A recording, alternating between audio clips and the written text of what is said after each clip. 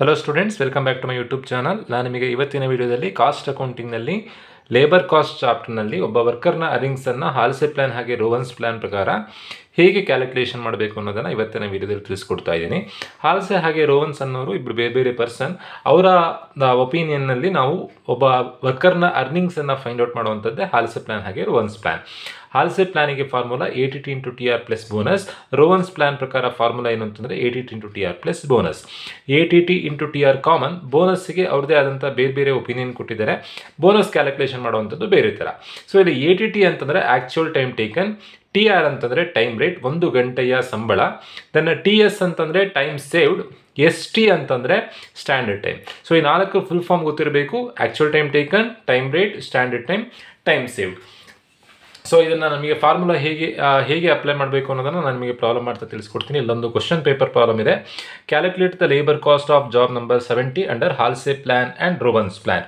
ನಾನಲ್ಲಿ ಹೆಡ್ಡಿಂಗ್ ಹಾಕೊಳ್ತಾ ಇದ್ದೀನಿ: calculation of earnings of worker under Halsey plan and Rowan's plan. Heading ಹಾಕ್ಕೊಂಡಿದ್ದೀನಿ. Then ನಾವು ಕೊಟ್ಟಿರುವಂಥ ಇನ್ಫಾರ್ಮೇಷನನ್ನು ಬರ್ಕೊಳ್ಬೇಕು. ಸ್ಟ್ಯಾಂಡರ್ಡ್ ಟೈಮ್ ಅಂತಂದರೆ ಒಂದು ಟಾಸ್ಕನ್ನು ಪರ್ಫಾರ್ಮ್ ಮಾಡೋದಕ್ಕೆ ಕಂಪ್ನಿಯಲ್ಲಿ ಇಂತಿಷ್ಟು ಟೈಮ್ ಅಂತ ಕೊಡ್ತಾರೆ. ಸ್ಟ್ಯಾಂಡರ್ಡ್ ಟೈಮ್ ಅಂತಂದ್ರೆ ಒಂದೇ, ಟೈಮ್ ಅಲೋಡ್ ಅಂತಂದ್ರೆ ಒಂದೇ.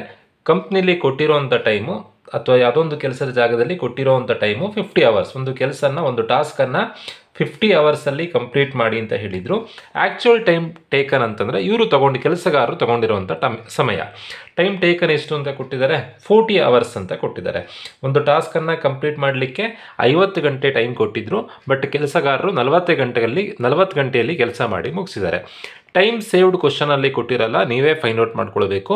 50 ಗಂಟೆಯಲ್ಲಿ ಕೆಲಸ ಮಾಡಲಿಕ್ಕೆ ಹೇಳಿದ್ರು, 40 ಗಂಟೆಯಲ್ಲಿ ಕೆಲಸ ಮಾಡಿದ್ದಾರೆ. ಅಂದರೆ ಎಷ್ಟು ಬೇಗ ಕೆಲಸ ಮಾಡಿದಾಗಾಯಿತು? 10 ಗಂಟೆ ಬೇಗ ಕೆಲಸ ಮಾಡಿದಾಗಾಯಿತು. ಟೈಮ್ ಸೇವ್ಡ್ ಹೇಗೆ ಬರುತ್ತೆ ಅಂತಂದರೆ, ಸ್ಟ್ಯಾಂಡರ್ಡ್ ಟೈಮಿಂದ ಆ್ಯಕ್ಚುಯಲ್ ಟೈಮನ್ನು ಲೆಸ್ ಮಾಡಿದಾಗ ಟೈಮ್ ಸೇವ್ಡ್ ಬರುತ್ತೆ. ದೆನ್ ಟೈಮ್ ರೇಟ್ ಅಂತಂದರೆ 1 ಗಂಟೆಯ ಸಂಬಳ. 1 ಗಂಟೆಯ ಸಂಬಳ 20 ರೂಪಾಯಿ ಅಂತ ಕ್ವಶನಲ್ಲಿ ಡೈರೆಕ್ಟಾಗಿ ಕೊಟ್ಟಿದ್ದಾರೆ. ಡೈರೆಕ್ಟಾಗಿ 20 ರೂಪೀಸ್ ಬರ್ಕೊಳ್ತಾ ಇದ್ದೀನಿ. ಸ್ಟ್ಯಾಂಡರ್ಡ್ ಟೈಮ್ ಮೀನ್ಸ್ ಕಂಪ್ನಿಲಿ ಕೊಟ್ಟಿರೋವಂಥ time, allowed time. Actual time ಅಂತಂದರೆ ಕೆಲಸಗಾರರು ತೊಗೊಂಡಿರೋವಂಥ ಸಮಯ. ಟೈಮ್ ಸೇವ್ಡ್ ಅಂತಂದರೆ ಸ್ಟ್ಯಾಂಡರ್ಡ್ ಟೈಮ್ ಮತ್ತು ಆ್ಯಕ್ಚುಯಲ್ ಟೈಮ್ನ ಡಿಫ್ರೆನ್ಸನ್ನು ಬರೀಬೇಕು. ಟೈಮ್ ರೇಟ್ ಹೇಗೆ ಅಂತಂದರೆ 1 ಗಂಟೆಯ ಸಂಬಳ ಡೈರೆಕ್ಟಾಗಿ ಕ್ವಶನಲ್ಲಿ ಕೊಟ್ಟಿರ್ತಾರೆ. ಸೊ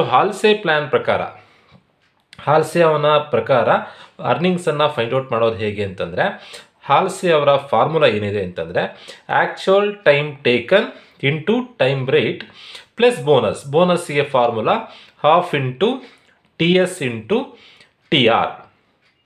ಸೊ ಇವಿಷ್ಟು ಬೋನಸ್ಸಿಗೆ ಫಾರ್ಮುಲಾ. ಫಸ್ಟು ಅವರ ಅರ್ನಿಂಗ್ಸನ್ನು ಫೈಂಡ್ ಔಟ್ ಮಾಡಬೇಕು, ಅವರ ವೇಜಸ್ಸನ್ನು ಫೈಂಡ್ ಔಟ್ ಮಾಡಬೇಕು. ಆ್ಯಕ್ಚುಯಲ್ ಟೈಮ್ ಟೇಕನ್, ಎಷ್ಟು ಗಂಟೆ ಕೆಲಸ ಮಾಡಿದ್ದಾರೆ? 40 ಗಂಟೆ ಕೆಲಸ ಮಾಡಿದ್ದಾರೆ. ಇಂಟು ಟೈಮ್ ರೇಟ್, 1 ಗಂಟೆಯ ಸಂಬಳ ಎಷ್ಟು? 1 ಗಂಟೆಗೆ 20 ರೂಪಾಯಿ ಸಂಬಳ. ಅಲ್ಲಿಗೆ 4 800 ರೂಪಾಯಿ ಸಂಬಳ ಆಯಿತು. ಪ್ಲಸ್ ಬೋನಸ್ ಯಾವಾಗ ಸಿಗುತ್ತೆ ಅಂತಂದರೆ, ಅವರು ಟೈಮ್ ಸೇವ್ ಮಾಡಿದರೆ ಮಾತ್ರ ಬೋನಸ್ ಸಿಗುತ್ತೆ, ಆರ್ ಎಲ್ಸ್ ಬೋನಸ್ ಸಿಕ್ಕಲ್ಲ. ಈಗ 10 ಗಂಟೆ ಟೈಮ್ ಸೇವ್ ಮಾಡ್ತಿದ್ದಾರೆ. ಟೈಮ್ ಸೇವ್ ಮಾಡಿದಾಗ ಹಾಲ್ಸೆ ಪ್ಲಾನ್ ಪ್ರಕಾರ ಕ್ಯಾಲ್ಕುಲೇಷನ್ ಹೇಗೆ ಅಂತಂದರೆ, 1 ಗಂಟೆಗೆ 20 ರೂಪಾಯಿ ಸಂಬಳ. ಎಷ್ಟು ಗಂಟೆ ಟೈಮ್ ಸೇವ್ ಮಾಡಿದ್ದಾರೆ? 10 ಗಂಟೆ ಟೈಮ್ ಸೇವ್ ಮಾಡಿದ್ದಾರೆ.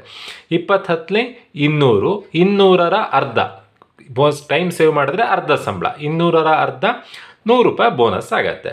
ಸೊ ಇದನ್ನು ನಿಮಗೆ ಒಂದೊಂದು ಕಾಲೇಜ್ನಲ್ಲಿ ಒಂದೊಂದು ಥರ ಬರ್ಸಿರ್ತಾರೆ. 1.2 ಅಂತ 1/2 ಅಂತ ಬರ್ಕೊಳ್ಳೋದು ಒಂದೇ, 0.5 ಅಂತ ಬರ್ಕೊಳ್ಳೋದು ಒಂದೇ, ಇವನ್ 50% ಅಂತ ಬರ್ಕೊಳ್ಳೋದು ಒಂದೇ. ಹೇಗೆ ಬರ್ಕೊಂಡ್ರು ಆನ್ಸರ್ ಒಂದೇ. ಈಗ ½ ಇಂಟು TS ಎಷ್ಟಿದೆ? ಟೈಮ್ ಸೇವ್ಡ್ ಎಷ್ಟಿದೆ? ಟೈಮ್ ಸೇವ್ಡ್ 10 hours ಇದೆ. ಟೈಮ್ ರೇಟ್ ಎಷ್ಟಿದೆ? ಟೈಮ್ ರೇಟ್ 20 ರೂಪೀಸ್ ಇದೆ. 20 ಇಂಟು 10, 20 10s 200. 200 ಇನ್ ಹಾಫ್ ಎಷ್ಟು? 200 ಇನ್ ಹಾಫ್ 100. ಸೊ ಅಲ್ಲಿಗೆ 800 ಪ್ಲಸ್ 100 900 ರೂಪೀಸ್. ಸೊ ಅಲ್ಲಿ ಹಾಲ್ಸೆ ಪ್ಲಾನ್ ಆಯಿತು. ನೆಕ್ಸ್ಟ್ ನೀವು ರೋವನ್ಸ್ ಪ್ಲಾನ್ ಪ್ರಕಾರ ಕ್ಯಾಲ್ಕುಲೇಷನ್ ಮಾಡಬೇಕು. ರೋವನ್ಸ್ ಪ್ಲಾನ್ ಪ್ರಕಾರ ಫಾರ್ಮುಲಾ ಅದೇನೆ, ಬಟ್ ಬೋನಸ್ಸಿಗೆ ಫಾರ್ಮುಲಾ ಮಾತ್ರ ಬೇರೆ. ATT ಇಂಟು TR ಪ್ಲಸ್ ಬೋನಸ್ಸಿಗೆ ರೋವನ್ಸ್ ಒಪಿನಿಯನ್ ಪ್ರಕಾರ ಫಾರ್ಮುಲಾ ಏನು ಅಂತಂದರೆ, ರೋವನ್ಸ್ ಪ್ಲಾನ್ ಪ್ರಕಾರ formula TS divided by ST plus ATT into TR. ATT ಅಂತಂದರೆ ಆ್ಯಕ್ಚುಯಲ್ ಟೈಮ್ ಟೇಕನ್, ಎಷ್ಟು ಗಂಟೆ ಕೆಲಸ ಮಾಡಿದ್ದಾರೆ? 40 ಗಂಟೆ ಕೆಲಸ ಮಾಡಿದ್ದಾರೆ. ಟೈಮ್ ರೇಟ್ ಅಂದರೆ 1 ಗಂಟೆಯ ಸಂಬಳ 20 ರೂಪಾಯಿ. ಅಲ್ಲಿಗೆ ಅರ್ನಿಂಗ್ಸ್ ಎರಡೂ ಪ್ಲ್ಯಾನ್ನಲ್ಲಿ ಅರ್ನಿಂಗ್ ಸೇಮ್ ಬರಬೇಕು ನೋಡಿ, ಅವರ ವೇಜಸ್ ಸೇಮ್ ಬರಬೇಕು, ಬೋನಸ್ ಬೇರೆ ಬೇರೆ ಆನ್ಸರ್ ಬರುತ್ತೆ. ವೇಜಸ್ ಹಾಲ್ಸೆಯಲ್ಲೂ 800 ರುಪೀಸ್ ಬಂದಿತ್ತು, ರೋವನ್ಸಲ್ಲೂ 800 ಬಂದಿದೆ, ಬೋನಸ್ ಮಾತ್ರ ಬೇರೆ ಬೇರೆ ಆನ್ಸರ್ ಬರುತ್ತೆ. ನೆನ್ಪಿಟ್ಕೊಳ್ಳಿ, ಯಾವಾಗಲೂ ರೋವನ್ಸಲ್ಲಿ ಬೋನಸ್ ಆನ್ಸರ್ ಜಾಸ್ತಿ ಬರುತ್ತೆ. ಟೈಮ್ ಸೇವ್ಡ್, ಎಷ್ಟು ಟೈಮ್ ಸೇವ್ ಮಾಡಿದ್ದಾರೆ? ಈಗ 10 ಗಂಟೆ ಟೈಮ್ ಸೇವ್ ಮಾಡಿದರೆ. ಸ್ಟ್ಯಾಂಡರ್ಡ್ ಟೈಮ್ ಎಷ್ಟು ಗಂಟೆ ಟೈಮ್ ಕೊಟ್ಟಿದ್ರು ಕೆಲಸ ಮಾಡಲಿಕ್ಕೆ? 50 ಗಂಟೆ ಟೈಮ್ ಕೊಟ್ಟಿದ್ರು. 80 ಇಂಟು TR ಅಂತಂದರೆ ಇದನ್ನೇ ಬರ್ಕೊಳ್ಳೋವಂಥದ್ದು 40 ಇಂಟು 20. ಸೊ ನೆಕ್ಸ್ಟ್ ಸಿಂಪ್ಲಿಫೈ ಮಾಡಬೇಕು. 10 divided by 50 into 40 into 20, answer 160 ಬರುತ್ತೆ. 800 ವೇಜಸ್, 160 ಬೋನಸ್. ಸೊ ಅಲ್ಲಿಗೆ 800 ಪ್ಲಸ್ 160 ಎಷ್ಟಾಯಿತು? 960 ಆಯಿತು. ನೆನ್ಪಿಟ್ಕೊಳ್ಳಿ, ಯಾವಾಗಲೂ ಹಾಲ್ಸೆ ಪ್ಲ್ಯಾನ್ ಮತ್ತು ರೋವನ್ಸ್ ಪ್ಲ್ಯಾನ್ ಮಾಡಿದಾಗ ರೋವನ್ಸಲ್ಲಿ ಆನ್ಸರ್ ಜಾಸ್ತಿ ಬರುತ್ತೆ, ಹಾಲ್ಸೆಯಲ್ಲಿ ಆನ್ಸರ್ ಕಮ್ಮಿ ಬರುತ್ತೆ. ಸೊ ಇಬ್ಬರು ಬೇರೆ ಬೇರೆ ಡೆಫಿನೇಷನ್ ಕೊಟ್ಟಿದ್ದಾರೆ. ರೋವನ್ಸ್ ಪ್ಲ್ಯಾನ್ ಪ್ರಕಾರ ಬೋನಸ್ ಹೇಗೆ ಅಂತಂದರೆ time save divide by standard time, ಇಲ್ಲಿ ಪ್ಲಸ್ ಅಲ್ಲ ಸಾರಿ, ಇಂಟು 80 ಇಂಟು TR. ಹಾಲ್ಸೆ ಪ್ಲ್ಯಾನ್ ಪ್ರಕಾರ ಬೋನಸ್ ಹೇಗೆ ಅಂತಂದರೆ half into TS into TR. ಇದನ್ನು ನೆನ್ಪಿಟ್ಕೊಂಡ್ರೆ ಈಸಿಯಾಗಿ ನೀವು ಪ್ರಾಬ್ಲಮ್ ಮಾಡ್ಬೋದು. ಹೋಪ್ ಎಲ್ರಿಗೂ ವಿಡಿಯೋ ಅರ್ಥ ಆಗಿದೆ ಅಂತ ಅಂದ್ಕೊಂಡಿದ್ದೀನಿ. ಸಿಂಪಲ್ ನೋಡಿ, ನಾನಿಲ್ಲಿ ಶಾರ್ಟ್ ಫಾರ್ಮ್ ಬರೆದಿರೋದ್ರಿಂದ ಲಾಸ್ಟಿಗೆ ನೀವು ಪ್ರಾಬ್ಲಮ್ ಅಷ್ಟು ಕಂಪ್ಲೀಟ್ ಆದಮೇಲೆ ಸೊ ಎಲ್ಲದರದ್ದು ಫುಲ್ ಫಾರ್ಮ್ ಬರ್ದಿರಬೇಕು. ಇಲ್ಲ ಅಂತಂದರೆ ಸ್ಟಾರ್ಟಿಂಗಲ್ಲೇ ಫುಲ್ ಫಾರ್ಮ್ ಬರ್ಕೊಳ್ಬೇಕು, ಅದು ನಿಮಗೆ ಕನ್ಫ್ಯೂಷನ್ ಆಗುತ್ತೆ, ಕಲೀಲಿಕ್ಕೆ ಕಷ್ಟ ಅನಿಸುತ್ತೆ. ಸೊ ಪ್ರಾಬ್ಲಮ್ ಅಷ್ಟು ಕಂಪ್ಲೀಟ್ ಆದಮೇಲೆ ಹಿಯರ್ ST ಅಂತಂದರೆ ಏನು, ATT ಅಂತಂದರೆ ಏನು, TS ಅಂದರೆ ಏನು, TR ಅಂದರೆ ಏನು, ಈ 4ರದ್ದು ಫುಲ್ ಫಾರ್ಮ್. ST ಅಂದರೆ ಸ್ಟ್ಯಾಂಡರ್ಡ್ ಟೈಮ್, ATT ಅಂದರೆ ಆ್ಯಕ್ಚುಯಲ್ ಟೈಮ್, TS ಅಂದರೆ ಟೈಮ್ ಸೇವ್, TR ಅಂತಂದರೆ ಟೈಮ್ ರೇಟ್. ಇವಿಷ್ಟನ್ನು ಫುಲ್ ಫಾರ್ಮ್ ಬರೆದಿಡಬೇಕು. ಆವಾಗ ನಿಮಗೆ ಫುಲ್ ಮಾರ್ಕ್ಸ್ ಸಿಗುತ್ತೆ. ನೀವು ಇಷ್ಟೇ ಶಾರ್ಟ್ ಫಾರ್ಮ್ ಬರೆದ್ರೆ ಫುಲ್ ಮಾರ್ಕ್ಸ್ ಸಿಗುವಂಥ ಚಾನ್ಸಸ್ ಕಮ್ಮಿ. ಏನಕ್ಕೆ ಅಂತಂದರೆ ಶಾರ್ಟ್ ಫಾರ್ಮ್ ಬರೀಲಿಕ್ಕಿಲ್ಲ ಎಕ್ಸಾಮ್ನಲ್ಲೇ ನೀವು.